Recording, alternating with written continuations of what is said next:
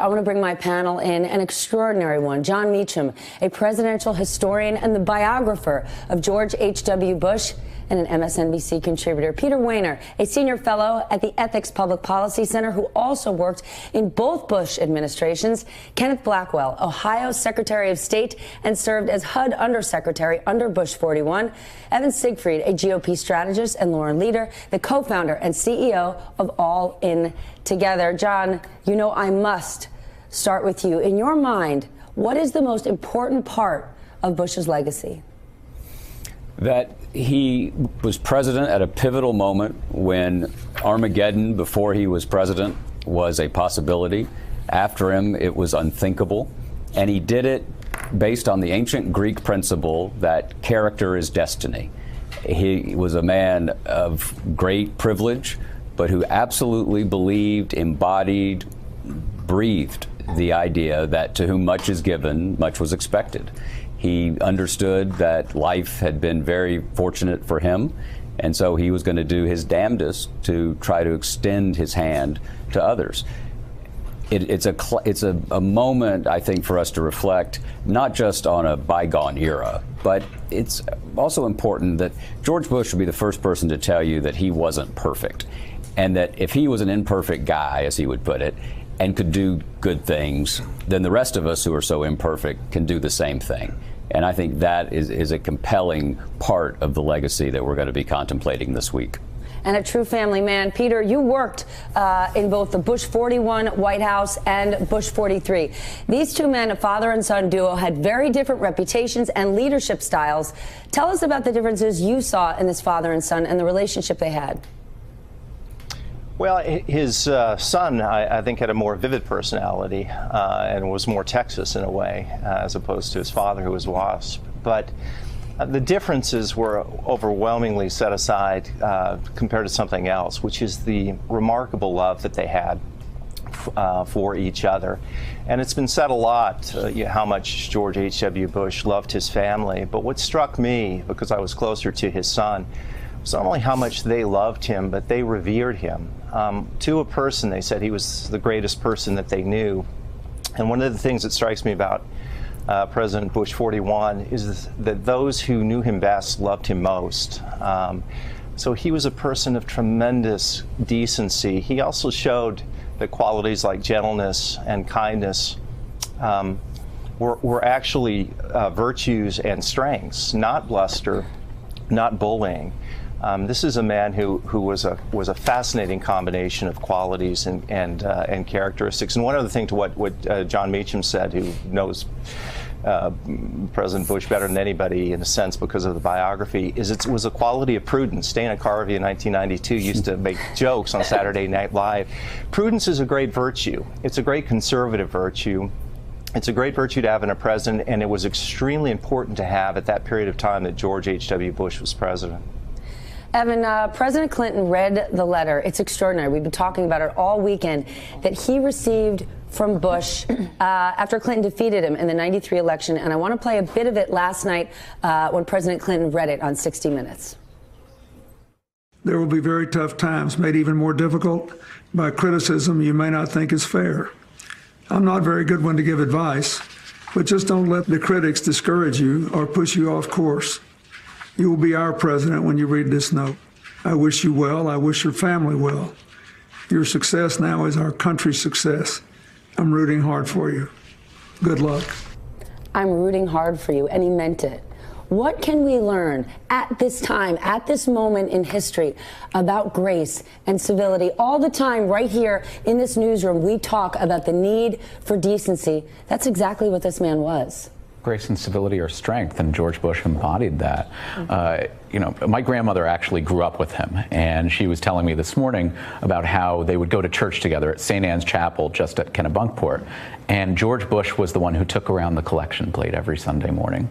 And all the other kids, she said, thought he was too angelic and that he probably dipped his hand in the collection plate. But they only realized when he became a man that that was the essence of George Bush. And they were wrong as kids, and they were gladly wrong.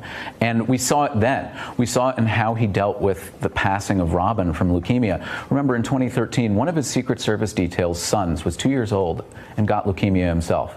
All of Bush's Secret Service detail shaved their head in solidarity, and so did George Bush, because he understood what that was like and how you go through it. And when Barbara Bush, who was nobody to be reserved, was asked about it, she said, damn right, it's really good that he did that, and brought attention to this. And I think leukemia donations surged as a result of George Bush. There was a grace there from his foreign policy. He oversaw tectonic shifts in the global order. The fall of the Soviet Union, when the Berlin Wall came down, he could have spiked the football and said, this is a rah-rah moment for America, but he didn't. He didn't do anything. The whole point being, because it would make it harder on Gorbachev and make it harder for us to partner up. And lastly, what George Bush recognized about America, which makes him, to me, the last gentleman in Washington, was that our political opponents aren't opponents at all. They're friends with whom we differ.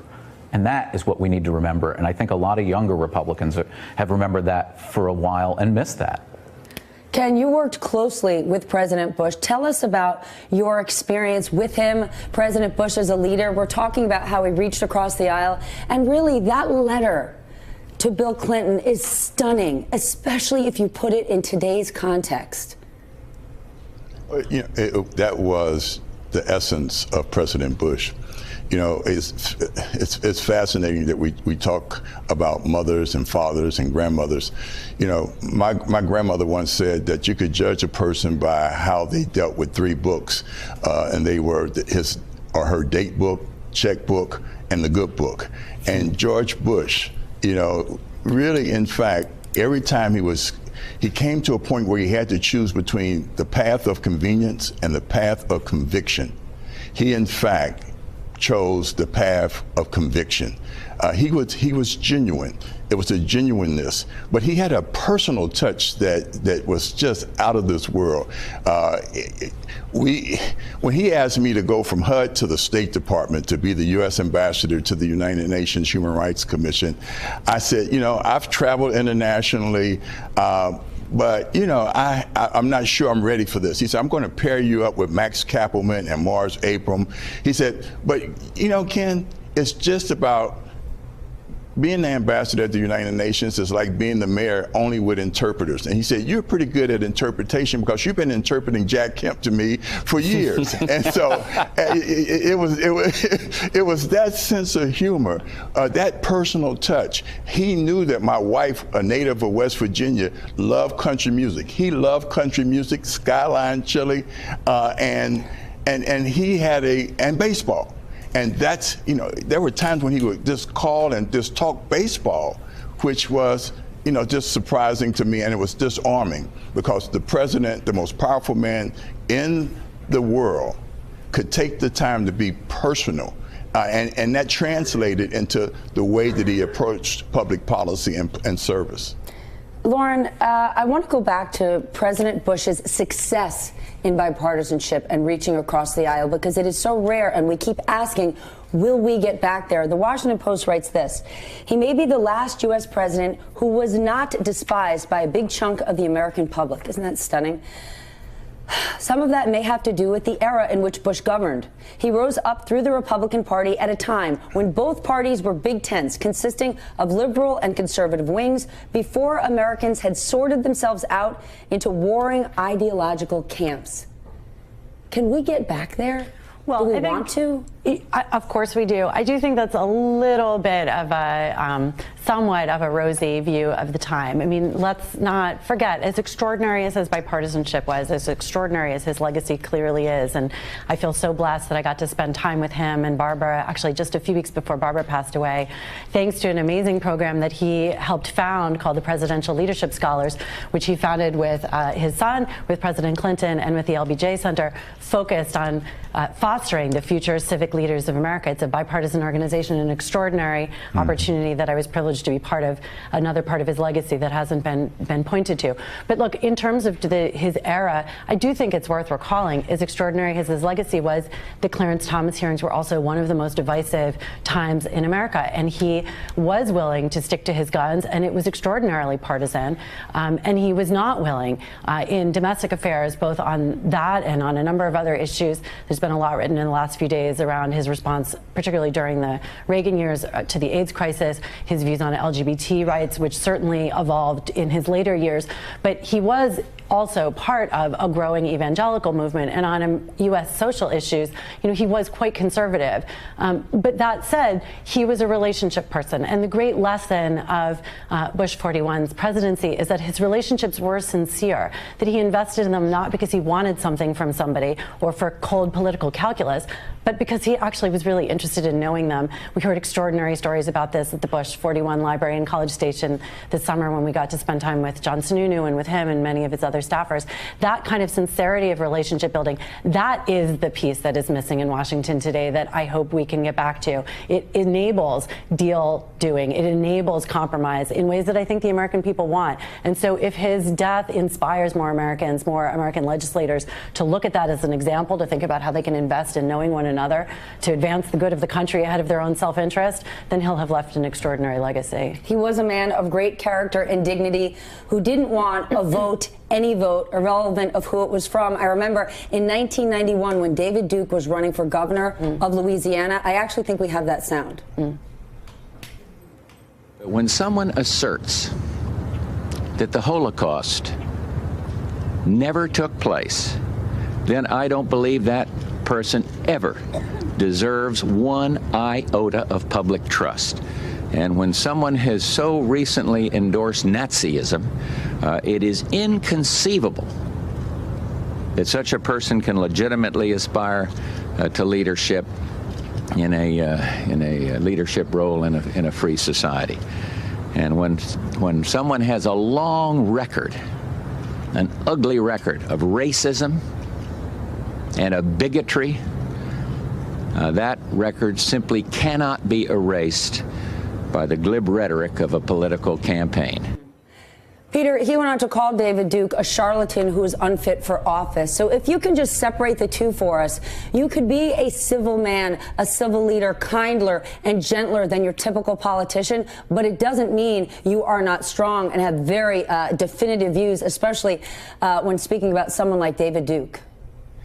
That's exactly right. I mean, we've really turned virtue on its head in this era. When, as I said earlier, when people seem to think that bullying and bluster is a sign of strength, when in fact it's not. It's the opposite. And when you see those qualities in George H.W. Bush, he was a man of tremendous personal courage, but also a man of great decency. I want to reflect on that actually bit that you played, because I recall that at the time there were aides in the Bush 41 White House that didn't want him to weigh in on David Duke. And part of the reason is that they thought you would elevate him, that would create a backlash.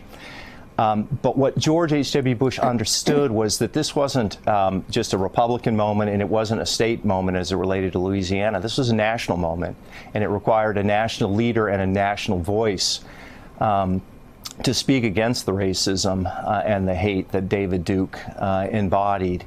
And so he rejected the counsel of his aides to speak out, and to speak out eloquently and authentically. That was the real George H.W. Bush. And it, particularly in this day and age, we see how much those qualities are missed and how much they're needed. John, you want to weigh in? Stephanie, can I just tie into that? Please. Look, and he understood that there were times in American history and in world history where we couldn't hide our special lights under a bushel. And he also knew that those who would do evil loved the darkness. And that's why he was not only tender-hearted, he was tough-minded. And what's more important is that he was willing to take the risk to do the right thing. And that is a part of his leadership that is often underappreciated. He was a tough, principled leader who would take the risk to do the right thing. And he understood that, you know, at the end of the day, America would only serve the American ideal if Americans, in fact, work within that common moral framework. Which is why he went and pushed the Americans with Disabilities Act. He brought so many people in and made them equal and made sure they had access to everything else people had access to. And I think that's a remarkable legacy, and millions of Americans don't know. Tender-hearted and tough-minded. Ken, what a beautiful way to put it. Thank you all so much. What a conversation.